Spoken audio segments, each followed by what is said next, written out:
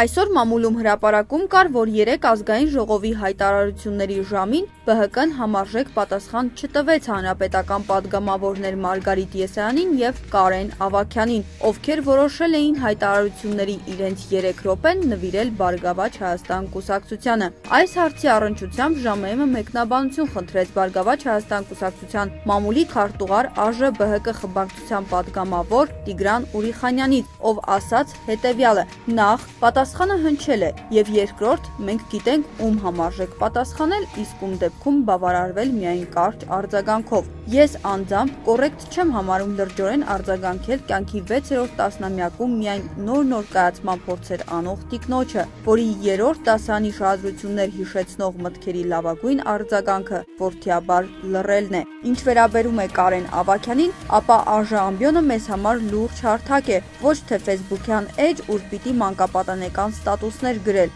Ուստի արձագանք եղել է, բայց այնչափ, որքան արժանի էին թեթևակշիռ այդ հայտարարությունների հեղինակները։